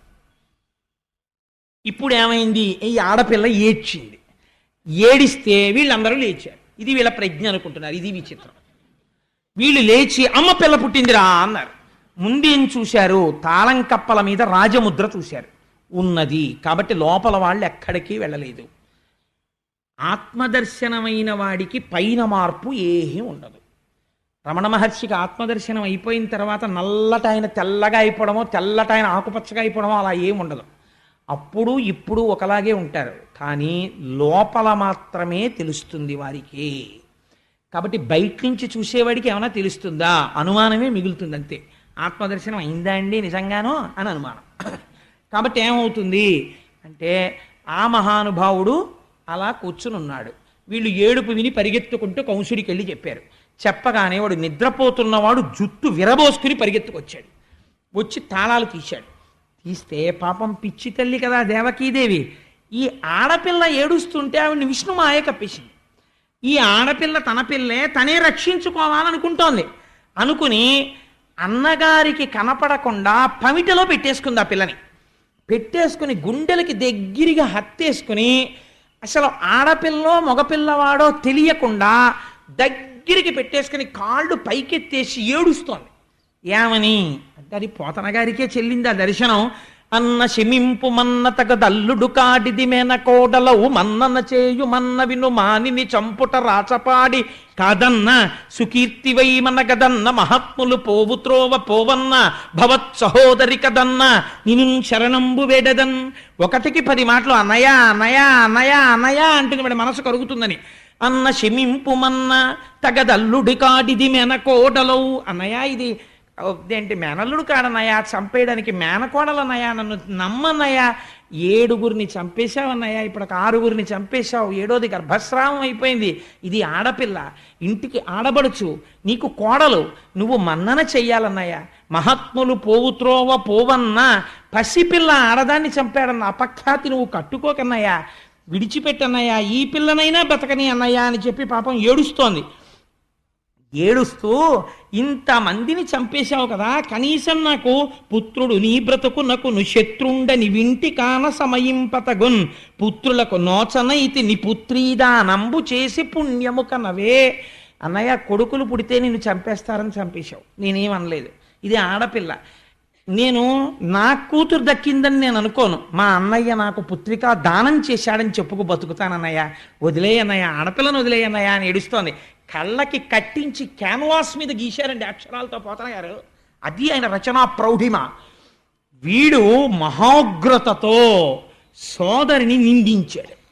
నిందించి అటు వెతికి ఇటు వెతికి ఆ పసిపిల్ల యొక్క 2 కాళ్ళు పట్టుకుని లాగేశాడు. లాగేసి గిర్ర గిర్ర గిర్ర గిర్ర తిప్పి బండకేసి కొట్టాడు. కొడితే ఈ పిల్ల బండకి తగలడం మాని పైకి వెళ్ళిపోయింది, ఆకాశంలోకి వెళ్ళిపోయి దివ్యమైనటువంటి రథమునందు ఆరూఢి అయి అక్కడ కూర్చునుంది. అటు నుంచి విమానాల్లో ఇంతమంది దేవతలందరూ వచ్చి నిలబడ్డారు. శ్రీమన్నారాయణుడు వరం ఇచ్చాడు, నిన్ను 14 నామాలతో పిలుస్తారు. దుర్గా, భద్రకాళి, విజయ, వైష్ణవి, కుముద, చండిక, కృష్ణ, మాధవి, కన్యక, మాయ, నారాయణి, ఈశాన, శారద, అంబిక. భాగవతాంతర్గతంగా ఈ 14 నామాలు ఎవరు వింటున్నారో ఆ విన్న వాళ్ళందరికీ ఏతించి చూచి చెలగుచు, అలాంటి వాళ్ళకి, నిన్ను చూసిన వాళ్ళకి, నామం విన్న వాళ్ళకి, పేరు పలికిన వాళ్ళకి దేశంలో నువ్వు ఎక్కడెక్కడున్నా నీకు రక్షించడం తప్ప ఇంకోటి తెలియదు, అలా రక్ష చేస్తావన్నావు అన్నారు. అందుకని ఆ తల్లి ఆకాశంలో నిలబడింది. దేవతలు, యక్షులు, గంధర్వులు, కిన్నెరులు, కింపురుషులు వచ్చి పాటలు పాడుతూ తల్లికి అగరుధూపాలు సమర్పిస్తున్నారు, నైవేద్యాలు సమర్పిస్తున్నారు. ఈ తల్లి ఇవన్నీ తీసుకుని కిందనున్న కంసుడి వంక చూసి ఒక మాట అంది. తెంపరివై బొరింబొరిని దేవకి బిడ్డల చిన్ని కుర్రలం చంపితివి, శిరోజిదియు బీరమే రల మీద నన్నొంపితివి. ఓరి దుర్మార్గుడా, పిల్లలందరినీ తీసుకుని రాళ్లకేసి కొట్టి చంపావు, నన్ను కూడా కొట్టాలని ప్రయత్నం చేశావు. నా సరసంజనించి నిన్ను చంపెడి వీరుడొక్కడు, ప్రవృద్ధిని పొందెడివాడు దుర్మతి. నాతో పాటు పుట్టి నిన్ను చంపేటటువంటి వాడు వేరొక చోట పెరుగుతున్నాడు, నువ్వు చచ్చిపోవడం ఖాయం అని చెప్పి దేవతలు సేవిస్తుండగా తల్లి వెళ్ళిపోయింది. ఈశ్వరుడిది నిర్భయత్వం. మరణం కోసం భయపడుతూ ఎంతకాలం సత్యాన్ని ఎప్పటికీ సత్యం తెలుసుకోగలుగుతాడు. కాబట్టి ఆ తల్లి వెళ్ళిపోయింది. వెంటనే కంసుడిలో ఉన్న గమ్మత్తు చూడండి. ఆయన పరిగెత్తుకుంటూ దేవకీ వసుదేవుల దగ్గరికి వచ్చాడు. వచ్చి, చూశావా బావా ఆశ్చర్యం, నువ్వేమంటావు? రేపొద్దున్న నీ 6 పిల్లల్ని నేను చంపేశానంటావు. నేనా చంపినవాడిని? ఆ రోజు నువ్వు చెప్పావే, ఎవరి కర్మ వారికి తీసుకొస్తా. ఆ 6 పిల్లల కర్మ ఉంది. నా దురదృష్టం ఏమిటంటే వాళ్ళ మరణానికి నేను హేతు అయ్యాను. నిజంగానే చంపగలిగిన వాడిని అయితే బావా, నేను ఇలా గిర్రని తిప్పి కొట్టినప్పుడు ఈ ఆడపిల్లని చంపాలి కదా, మరి ఈ పిల్ల చూడు ఎగిరిపోయింది. పైగా నన్ను చంపేవాడు ఎక్కడో పుట్టేట. అనవసరంగా నేను మిమ్మల్ని వేధించాను బావా, ఏమనుకోకే, నన్ను క్షమించే అంటున్నాడు. కానీ మనసులో అనుమానమే. తొట్టుపడుతూ వాళ్ళిద్దరికీ నమస్కారం చేసి తాళం తీసి, బావా మీరు మీ ఇంటికి వెళ్ళిపోయి సంతోషంగా ఉండండి అన్నాడు. అని చెప్పి పంపించేశాడు వాళ్ళని. పంపించేస్తే అవతల నందవ్రజంలో ఒక ఆశ్చర్యకరమైనటువంటి సంఘటన జరిగింది. ఆయన మహానుభావుడు కృష్ణ పరమాత్మ అక్కడ ఆవిర్భవించి ఉన్నారు. అక్కడ నందవ్రజంలో ఉన్న వాళ్ళందరికీ తెలివొచ్చింది. ఒక్కసారి తెలివొచ్చి వాళ్ళు లేచి చూశారు. చూసి, ఏమిట్రా పిల్లాడు పుట్టాడు అనుకున్నారు. ఆ పిల్లవాడేమీ ఏడవలేదు. కానీ పొంగిపోయింది యశోద. ఎంత అదృష్టం, ఇన్నాళ్ళకి నాకు కొడుకు పుట్టాడు అనుకుంది. ఈ వార్త నందవ్రజంలో ఉన్న వాళ్ళందరూ పరమసాత్వికులై ప్రేమమూర్తులై ఉంటారు. మధురలో ఉన్న వాళ్ళు కృష్ణుడు వచ్చేంత వరకు రాజసగుణంతో ఉంటారు. మధురంగా తిప్పుతుంది మనస్సు. అందుకని మధురకి కంసుడు నాయకత్వం ఉన్నంతసేపు ఆ మధుర మనమెవ్వరం వెళ్ళి నిలబడే మధురగా ఉండదు. నందవ్రజం భగవద్భక్తులతో నిండి ఉంటుంది, గోవులతోటిని. అందుకని అక్కడ ఉన్న వాళ్ళకి అమాయకత్వం ఏమీ తెలియదు. వాళ్ళు పొంగిపోయారు.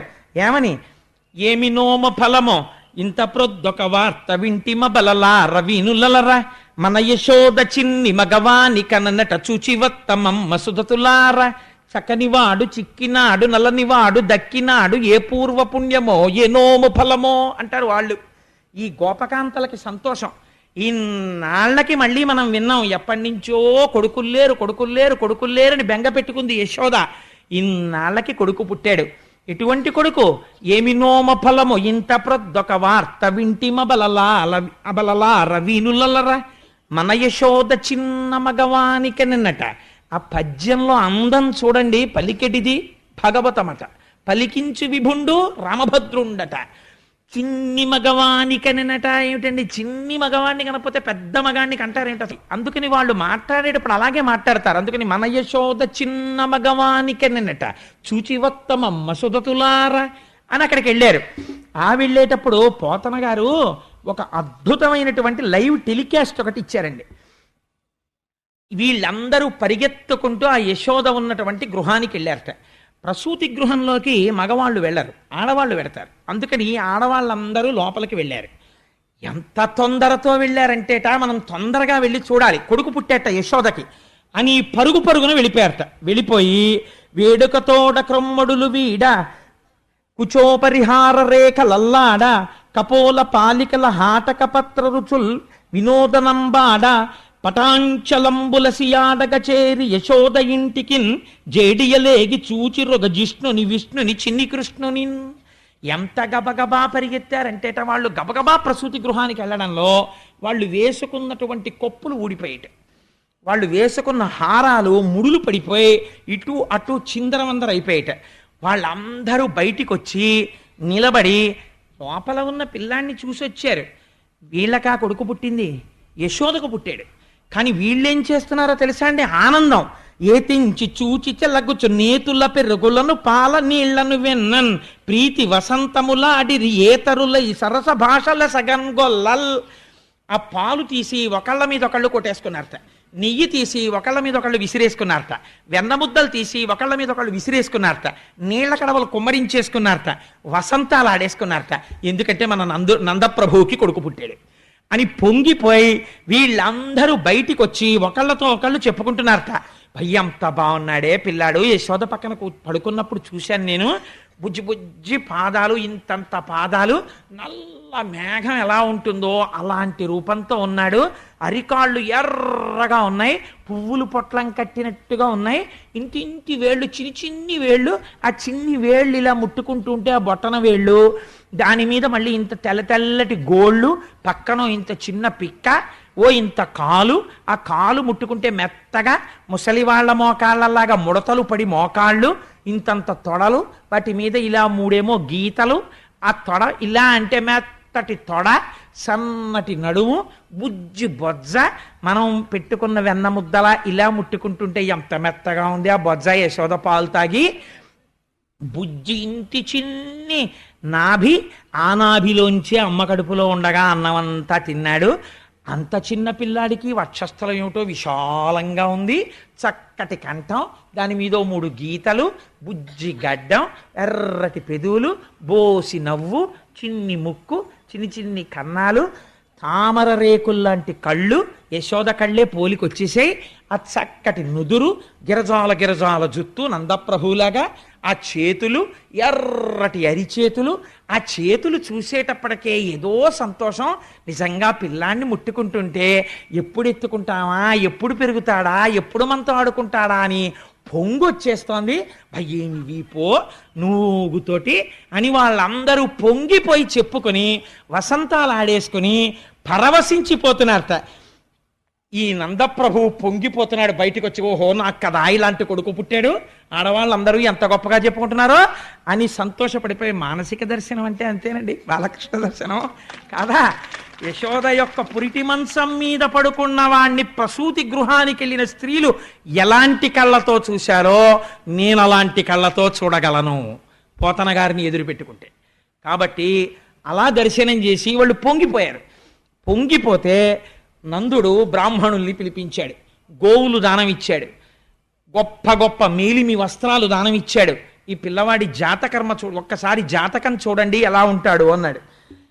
ఈ ఆభీర కుమారుడు వీరుండై శ్రీయుతునై వీర వైరి జేతయునై దీర్ఘాయుష్మంతుండగునని పాయక దీవించినప్పుడు బ్రాహ్మణ జనముల్.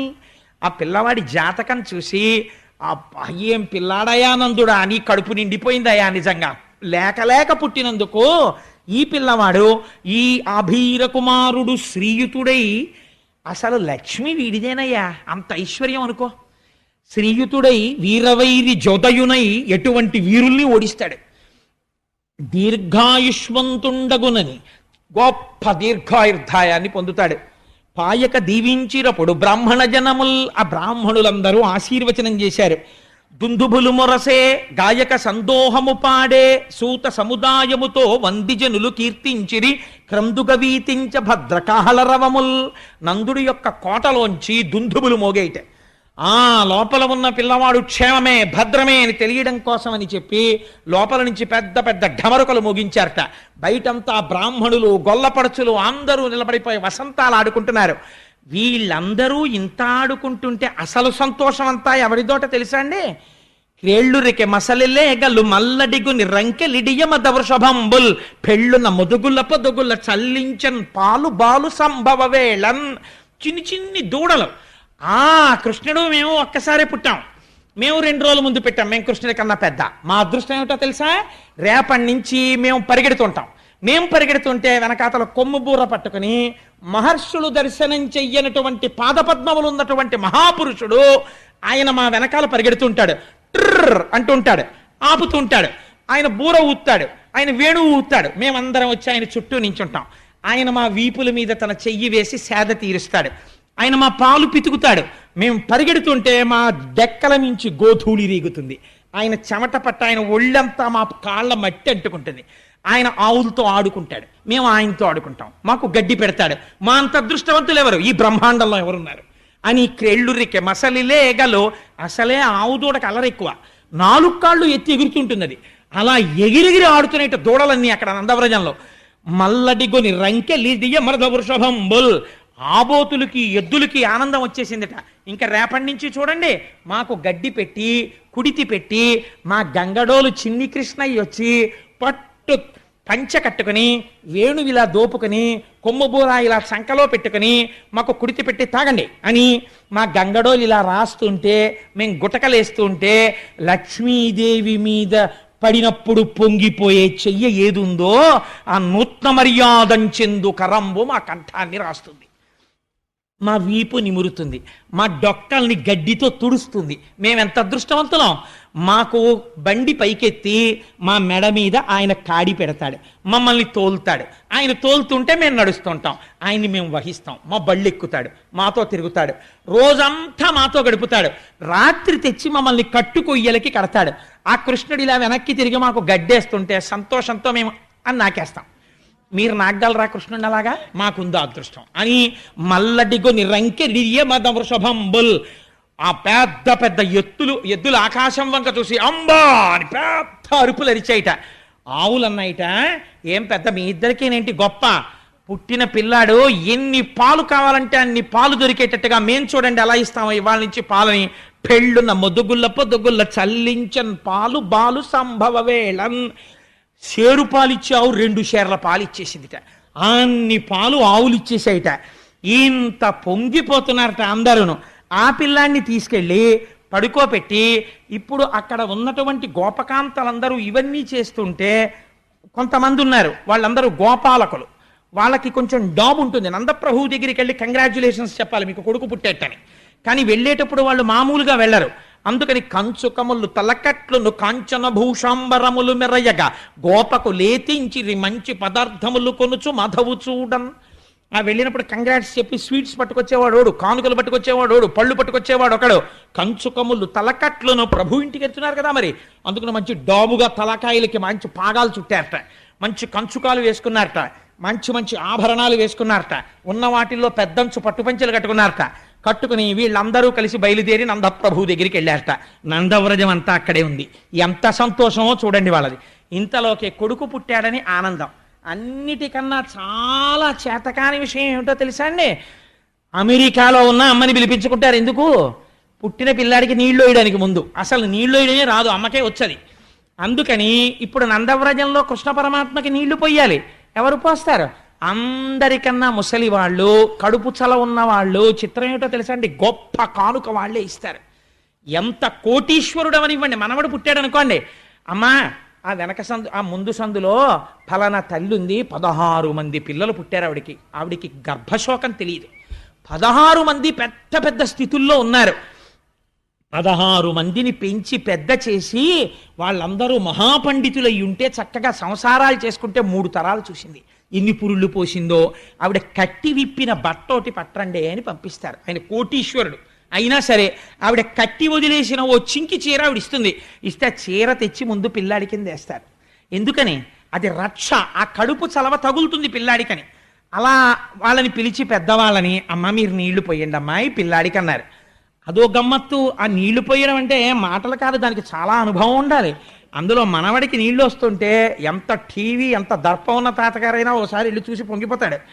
ఆ ఆడవాళ్ళు కాళ్ళు జాపుకొని, అంటే నేను కృష్ణ పరమాత్మని చూసి పొంగిపోతున్నాను అందుకు చెప్తున్నాను, ఆ తొడల మీద పడుకోబెట్టుకుని ఆ నీళ్లు వాళ్ళు ఉక్కిరి బిక్కిరి అయిపోకుండా ఇలా చెయ్యడ్డు పెట్టి తలమించి నీళ్లు పోస్తుంటే ఈ కింద నీళ్లు తగలకుండా ఉంటే వాడు గుటుక్కుని మింగేస్తాడేమో అని అమ్మకి భయం. అమ్మ మెల్లిగా పోయివే, అమ్మ మెల్లిగా పోయివే అంటుంటుంది ఈ పిల్ల. అబ్బా తెలుసులేవే నీకు నేనే నీళ్లు పోసాను అంటుంటుంది అమ్మ. అలా నీళ్లు పోస్తూ ఉంటే ఆ పిల్లాడికి జాగ్రత్తగా పుసులు తీసేసి నాయనమ్మో అమ్మమ్మో తిరిపెట్టి ఆ చెవులో ఇలా ఇలా తిప్పి తడి కూడా తీసేసి వాడికి ఒంటి నిండా సాంబ్రాన్ని వేసేసి తెచ్చి ఉయ్యాల్లో పడుకోబెట్టేస్తే ఇంతోటి నీళ్ళు స్నానం చేసినందుకు అలసిపోయేవాడు అలా పడుకుంటే అప్పుడు తండ్రి వచ్చి చూసుకుని నా కొడుకని పొంగిపోతాడు. అలా కృష్ణ పరమాత్మకు కూడా నీళ్లు పోయడానికి ఆడవాళ్ళని తీసుకొచ్చారట, పెద్దవాళ్ళని తీసుకొస్తే ఆయన అంటారు, పాపనికి నూనె తల ఎంటి పసుపు రాసి బోరు కాడించి హరి రక్ష పొమ్మటంచు జలములొక కొన్ని చుట్టి రాచల్లి దీవించి పాడిర ఈ విధలెల్ల. ఆ వృద్ధులైన స్త్రీలందరూ ఆయన్ని ముందు ఒళ్ళో కూర్చోబెట్టుకుని, వాడికి ఇంకా ఇలా మెడ నిలబెట్టడం రాదు, అందులో ఇలా ఇలా పడిపోతుంటుంది ఆ తల. జాగ్రత్తగా ఇలా గడ్డం కింద చెయ్యి పెట్టి గుండెల మీద పెట్టుకుని ఆ పిల్లాన్ని అలా పట్టుకోవడం వాళ్ళకే వస్తుంది, మనకి రాదు, మగవాళ్ళకి. కూర్చోబెట్టుకుని వాడికి బాలునికి నూనె తల ఎంటి పసుపు రాసి ఒళ్ళంతా నూనె రాసి, రేపొద్దున్న చర్మం అంతా చలికాలం వస్తే చర్మం అంతా ఎండిపోయినట్టు అయిపోతుంది, పిల్లాడికి నూనె బాగా రాయాలి అని చెప్పి ఒళ్ళంతా నూనె రాసేసి సూక్ష్మక్రిములు పట్టకుండా చర్మం పాడవకుండా పసుపు రాసేసి బోరు కాడించి వాడికి పైనుంచి నీళ్లు పోసి హరిరక్ష పొమ్మటంచు. ఎవడికి హరిరక్ష? హరికి. జలములొక కన్ని చుట్టి రాచల్లి దీవించి కాసిని నీళ్లు చేతిలో పట్టుకుని శ్రీరామరక్ష 1000 ఆయుష్ 1000 ఐదోతనం 3 పుట్ల మనవలు 6 పుట్ల ముని మనవలు 8 పుట్ల ఇను మనవలు, అప్పటి వరకు నేను బతికుండి నీ పిల్లలందరినీ చూసి మీ మనవలు ముని మనవలు వీళ్ళ పెళ్లిళ్ళన్నింటికీ నేను వచ్చి బోసినో తీసుకుని తిని వాళ్ళందరికీ నీళ్లు పోయేద్దే అమ్మా నేను అని వాళ్ళు ఆశీర్వచనాలు చేస్తున్నారట. పోతన గారు ఎంత లైవ్ టెలికాస్ట్ ఇచ్చారో చూడండి. అందుకని బాలునికి నూనె తల ఎంటి పసుపు రాసి బోరు కాడించి హరిరక్ష పొమ్మటంచు జలములొక కొన్ని చుట్టి రాచల్లి దీవించి పాడిరయ్యు విధలెల్లా. పాటలు పాడారట ఆయన మీద. ఇన్ని పాటలు పాడితే ఆయనకి నీళ్లు పోస్తుంటే పోతన గారు అంటారు, పాపం వీళ్ళకి తెలియదు చూడు ఎలా చేయించుకుంటున్నాడో ఏమీ తెలియని వాళ్ళగా. పలుతోయంబుల జగముల పలుతోయంబుల ముంచి భాషించడు యాపలు తోయగాడు పల్లవ లలనాకరతోయంబులందు చలగుచుతడియం. ఆయన ఈ లోకాలన్నింటినీ ప్రళయం చేసెయ్యాలనుకున్నప్పుడు నీళ్లల్లో ముంచేసి తాను మాత్రం ఒక మర్రాకు మీద పడుకుని ఏమీ తెలియని వాళ్ళ బొటన వేలు నోట్లో పెట్టుకుని చీకుతూ పడుకునే వటపత్రసాయి ఏమీ తెలియని వాళ్ళ ఈ వృద్ధ గోపకాంతల యొక్క తొడల మీద పడుకుని నీళ్లు పోయించుకుని ఉక్కిరి బిక్కిరి అయిపోయినట్టు అంటే అందరూ అయ్యో అయ్యో అమ్మ ఏమైనా అవుతుందేమో అని యశోద కంగారు పడుతుంటే లోపల నవ్వుకుంటూ ఎలా పడుకున్నాడో చూడు దొంగ కృష్ణుడు. అన్నమాచార్యులు వారైతే అన్నారు, సతులు దొంగ నీవని సతులు పొంగుచున్నారా ముంగిటారాడరా మోహనాకారా అని. ఏమంటే మూర్తి గారు నాకు పాడడం రాదు, అయినా ఆనందంలో పాడేస్తున్నాను అనమాట. సరే, అందుచేత వీళ్ళందరూ ఆ పిల్లవాడిని తీసుకొచ్చి అంత పొంగిపోతున్నారు. పొంగిపోయి ఆఖరికి ఆ పిల్లవాడిని తీసుకెళ్ళి ఓ ఉయ్యాల్లో పడుకోబెట్టారు. వాడికి ఒళ్ళంతా సాంబ్రాణి వేసేశారు. వేసేసి ఊపుతున్నారు అందరూ కలిసి. ఓ పట్టాన ఊపుతారా పసిపిల్లలు పుడితే, ఇంతలో ఎవరో అమలక్కి వస్తుంది. వాడికి నిద్ర పట్టే వాళ్ళకి ఇలా తీసి వాళ్ళ నానపోలికేనే ఆ గిరజాల జుత్తు వాడను అంటుంది. అనేటప్పటికీ ఒక ఆవిడ ఉంటుంది, ఏమీ లేదు అంతా మా అమ్మాయి పోలికే అంటుంది. కూతుర్ని వెనకేసుకు రాకో మా అబ్బాయి పోలికే అని ఒక ఆవిడ అంటుంది. వీళ్ళ అరుపులకి వీళ్ళ నవ్వులకి వాడికి తెలివి వచ్చేస్తుంది. వాడు మళ్ళీ ఇలా పత్తికాయలా గుడ్లిప్పుతాడు. పడుకోనివ్వండమ్మా అంటుంది ఆ తల్లి వచ్చి, పాప ఆవిడ ప్రేమ. మళ్ళీ ఆ ఉయ్యాల ఊపుతుంటారు. జోజో కమలదలేచ్చన్న జోజో మృగరాజ మధ్య జోజో కృష్ణ జోజో పల్లవకరపద జోజో పూర్ణేందు వదన జోజోయనచున్. ఆ పిల్లవాడిని ఉయ్యాలలు ఊపుతున్నారట. జోజో కమలదలేచ్చన, తామర పువ్వు యొక్క రేకులు ఎలా ఉంటాయో అటువంటి కన్నులున్నవాడా. జోజో కమలదలేచ్చన జోజో మృగరాజ మధ్య, సింహము యొక్క నడుము ఎలా ఉంటుందో అటువంటి సన్నని నడుమున్నవాడా. జోజో మృగరాజ మధ్య జోజో కృష్ణ. మీకు అనుమానం రావచ్చు, అదేమిటండి పేరు పెట్టలేదు కదా, ఎలా పిలిచారు కృష్ణుడని. కృష్ణ శబ్దం నిరతిశయ ఆనంద స్వరూపము. ఆయన్ని చూసేటప్పటికి వాళ్ళకి ఆనందం వచ్చింది. అందుకే అమ్మవారికి కూడా కృష్ణ అని పేరు. జోజో కమలదలేక్షణ జోజో మృగరాజ మధ్య జోజో కృష్ణ జోజో పల్లవకరపద జోజో పూర్ణీందు వదన జోజోయనచున్. ఆ పిల్లవాడిని ఓహో ఉయ్యాలలు ఊపేస్తున్నారట. ఊపేస్తుంటే ఆయన మాత్రం ఎంతసేపు ఊపినా, 7ంటికి నీళ్లు పోసి పడుకోబెట్టినా, చలికాలం పొగమంచని చెప్పి సూర్యుడు వచ్చిన తర్వాత వేడి నీళ్లు పోసి సాంబ్రానేసి ఓ పట్టుపంచ కట్టి చక్కగా పడుకోబెడితే అన్నీ వింటాడు, అన్ని పాటలు వింటాడు, అన్నీ చేస్తాడు. అమ్మయ్య నిద్రపోయాడేమో అని ఇలా ఉయ్యాలా తీసి చూసేటప్పటికి బోసినవు నవ్వి గుడ్లు తెరిచి ఉంచుతున్నాడు. ఏట్రా ఈ పిల్లాడు నిద్రపోడేమిట్రా అని తల్లిదండ్రులకు అదో పెద్ద బెంగ. మీరు యూజువల్గా ఒక కంప్లైంట్ వింటుంటారు, మా అమ్మాయి కొద్దిగా పాడైపోయిందండి, వాడు ఏమిటో రాత్రిళ్ళు లేచి ఆడుకుంటాడండి అంటారు తల్లి. ఎంత చిత్రంగా ఉంటాయో ఆ కంప్లైంట్లు పిల్లల గురించి. వాడు రాత్రిళ్ళు ఆడడం ఓ పెద్ద కంప్లైంట్. ఎందుకంటే వాడు ఆడుతాడు, వీళ్ళు నిద్రపోయారనుకోండి వాడు స్విచ్ బోర్డులో వేలెడతాడు. అందుకని వాడిని అలా కాపలా కాయాల్సిందే. అంత నిజంగా తల్లి ప్రేమ లేకపోతే ఎక్కడ పెరుగుతారండి పిల్లలు. నిద్ర కూడా మానేసి ఆ పిల్లల్ని కాపాడుకుని ఈయన ఎక్కడ లేచి అరుస్తాడో, రేపు మళ్ళీ ఆఫీస్కి వెళ్ళాలి, ఏమిటో వాడు ఆల్రెడీ నువ్వు బాగానే ఉంది నీ ఆటలో నిద్రపుచ్చంటాడు. నిద్రపుచ్చంటే ఇప్పుడు చేతిలో ఉందా? పాపం ఏ హాల్లోకి వెళ్ళి వాడిని పడుకోరా నాన్న అని వాడితో అసలు నోట మాట రాని వాళ్ళండి. ఆ చంటి పిల్లాన్ని చూసుకుని బజ్జున్నావా నువ్వు, నీ పళ్ళు, నీ బుగ్గలు బబ్బోవచ్చు కదా, ఎన్ని చెప్పేస్తారో కథలు సీరియల్స్ వాడికి చెప్పేస్తారు. వాడికి ఏమీ తెలియదు. వాడు అమ్మ వంక చూసో వెరినవ్వు నవ్వుతుంటాడంతే. వాళ్ళు పొంగిపోయి చెప్పేస్తారు. ఏమి అనుబంధం అండి పిల్లాడికి అమ్మకి సృష్టిలో. అలా తీసుకొచ్చి ఆ పిల్లాన్ని ఊపితే ఎంతకీ నిద్రపోడు. ఏమిటి నిద్రపోడు, ఎంత జోకొట్టినా నిద్రపోడు అనుకుని అందరూ రాను జోకడితే నిద్రపోతాడమ్మా అని ఓ జో జో జో జో జో అచ్యుతానంద జో జో ముకుందా అంటుండడం, కొడుతుండడం. ఆయన వీపు మండిపోతోంది. ఇలా దెబ్బలు తినడం ఎప్పుడూ లేదు. కూర్మావతారంలోనైనా దురద తీరలేదు. కానీ ఇదెక్కడి గొడవరా, ఇలా కొట్టేస్తున్నారు, ఎందుకు కొడుతున్నారు వీళ్ళు, ఏమిటి అసలు ఈ జోజో అన్న మాటకు అర్థం ఏమిటని ఆలోచించాట. అప్పుడు ఒక్కసారి ఇదేదో వెంకటాచలంలో చేస్తుంటారు రోయ్ అని అప్పుడు గుర్తు తెచ్చుకున్నాడు. అన్నమాచార్యుల వారు గుర్తొచ్చారు. ఆ ఉయ్యాల్లో పెట్టి ఊపేవాడు మహానుభావుడు. జో అచ్యుతానంద జో జో ముకుంద అని. అందుకని నన్ను నిద్రబొమ్మంటున్నారులా ఉంది. నాకేమో నిద్ర తెలియదు. లోకములు నిదురపోవగత నిదురింపని శుభగుడు రమణుల్ జోకొట్టి పాడ నిదురన్ గైకొనులీల ఊరకుండె కన్ను తెరవకయున్. ఓహో, ఈ లోకంలో అలవాటుంది, నిద్రపోతారు. నిద్రపోతున్న వాణ్ణి కూడా రక్షించడానికి కళ్ళు తెరుచుకుని ఉండడం నాకు అలవాటు. కళ్ళు మూసుకుంటే నిద్రపోయాడు అనుకుంటారు ఈ లోకంలో. అమ్మయ్యో ఈ వీపు మంట తగ్గాలంటే కనురెప్పలు మూసేస్తానని నిద్రపోయిన వాడిలా ఇలా కనురెప్పలు వేసేసేట. అమ్మయ్య స్వామి పడుకున్నారనుకుని ఆ ఉయ్యాల అక్కడ అలా ఉంచి పడుకున్నాడమ్మా నీ పిల్లాడు. అయ్య బాబోయ్ ఇంత ఊపితే కానీ పడుకోడేమిటమ్మా అని పాపం ఆ యశోదని దిప్పి ఆవిడ పొంగిపోయి నా కొడుకు కదా ఏడవకుండా అలా ఆడుకుంటుంటాడు అని జాగ్రత్తగా పిల్లాడు నిద్రపోయాడో లేదో మళ్ళీ వాడు ఏడవకుండా తలవేపు ఉన్న ఉయ్యాల గుడ్డ మెల్లిగా ఇలా తీసి దొంగలా చూస్తారు. వాడు ఇలా కళ్ళు విప్పుతాడు, హడిలిపోతారు ఇదేమిటని. వాడు విప్పకుండా అలాగే పడుకున్నాడు ఆవిరి బొట్టుతోటి. ఆయన కళ్ళు మూసుకున్నాడు, ఆయనకి నిద్ర అలవాటు లేదు. హరివరాసనం అనేటప్పటికి పడుకున్న అయ్యప్ప స్వామి పడుకున్నారని తలుపు లేచినట్టు. కాబట్టి పడుకున్నారు కదా స్వామి, ఇంకెందుకు రేపు చెప్పుకుందాం మిగిలిన కథ. కాబట్టి ఇవాళ స్వామి నామం ఒక్కసారి మనందరం సంతోషంగా స్వామి నామాన్ని ఆవిష్కరిద్దాం. విరజాతీర్థస గోవింద కాంచనాంబరధర గోవింద కరుణాసాగర గోవింద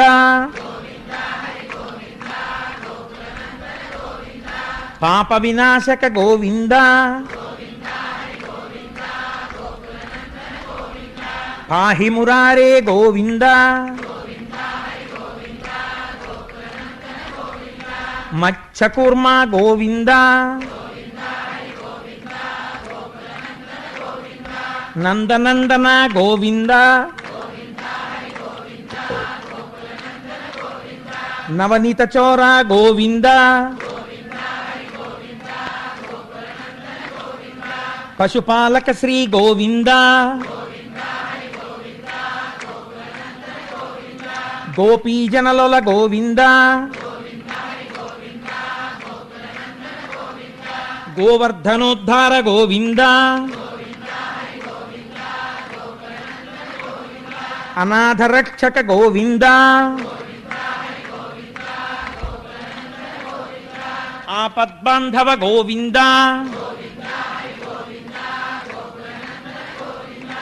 ఏంటంటే దశమి ఏకాదశుల సంగమం కృష్ణ జననం విన్నారు. ఇంకిక్కడి నుంచి దశమస్కంధం ఉర్రూ తొలుపుతుంది. కృష్ణ జననం జరిగింది కాబట్టి దశమస్కంధం వినడమే జీవితంలో మహత్తరమైనటువంటి విషయం. శివ శివ కరుణాబ్ధే శ్రీ మహాదేవ శంభో సర్వం శ్రీ ఉమామహేశ్వర పరబ్రహ్మార్పణమస్తు. స్వస్తి.